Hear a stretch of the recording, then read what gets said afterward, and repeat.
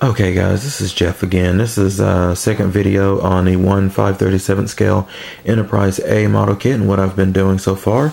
As you can see here is going through with the 3M Mondo red putty and puttying up these puttying up the parts so that it gets all those little squares out of this model kit. The infamous panels that's not supposed to be there. Actually, it's all painted on. That's the detail. That's the loving detail of it. So been going through between that and on the engineering hull, of course, starting with taking the windows out. And on the garden arboretum, what I'm gonna do so that there's a little bit of something back there is I'm actually gonna go through and make a like little shadow boxes. I'm not gonna make a carry all the way through, but I'm gonna do shadow boxes on it that way so that it still sees something on either side. And actually it'll give me the effect that I'm looking for, enough to see just a little bit of something. It's not going to be very much because it's very small. I'll leave the greater detail for the 1/350th Enterprise A that I plan on doing a little bit later on. So and that being said, of course, a little bit of work that's been done so far. I've gone in and sawed out the B deck area and got the other kit. Now, it's not glued in there yet. Actually, I left it unglued for right now so that you can actually see what goes on. But you go around and you saw this out, which in this case, you can see all the little, the jagged edge right there. That's as a result of sawing 50 million, drilling 50 million little holes around this thing. And trust me, it took a lot. And then going through with the hobby knife and just sawing it out. And, you know, of course, the effect is that you have your hole.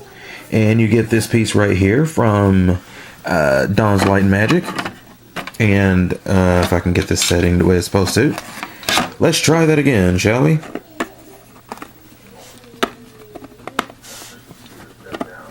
And boom, there we go. Sits right in there. You look at it from underneath, and that's what you get. Now, of course, you're going to have to putty around the edge of it, because it is exactly the same size. The only thing is, on the rear of it, the slant for the windows, for which I found do this as an Enterprise A still, would be for the officer's mess in the rears of the B deck. You know, that slant is much more accurate. Actually, it's pretty much accurate the way it's supposed to be. So now what I'm fixing to go ahead and go through and do is get this part glued on here, and you know, glued, cemented in. What I'm noticing that it really works really good for me is a combination of Tester's red cement and Loctite super glue gel. I do a combination of that. The super glue gel so that it goes ahead and glues where it's supposed to, and then the Tester's red cement so that it goes ahead and hardens, and you have this really good bond, which actually takes not too much work to get apart, but it takes enough work to where you feel like it's really together. So those are the next steps right there. And before I go, as you can see here, I have a blinking white light on here. And what's going on with that is that, I got the kids yelling in there. What's going on with that is that the flash is actually just built into the LED. I love using these because if I want to give it just a little bit of life on the outside, on the exterior of a ship, I can do enough to where I don't have to break the bank. Because, you know, even though, yeah, my budget is still increasing, I still consider myself modeling on the budget, and I will still continue to do what I can to get a nice little effect going, but at the same time still look good. So, hopefully by the time the next video gets done, a lot of this puttying will be done. You saw the warp nacelle, and here is half of the bottom of the saucer section.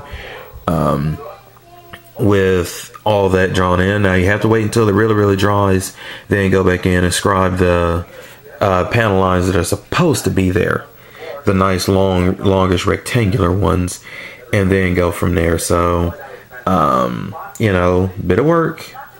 This one's gonna take a bit of work, but for me, that this work beforehand is what's going to take the most time. Once you start throwing this beastie together, it's not going to take very much.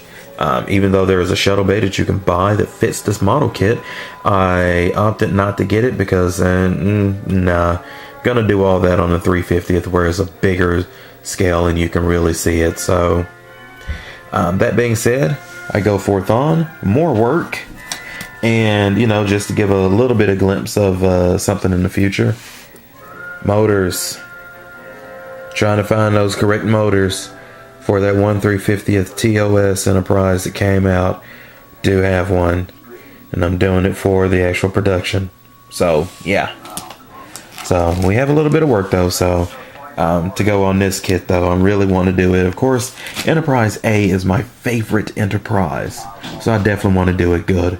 So that being said, ta-ta for now, and keep going forth and building your models, everyone. Have a good night.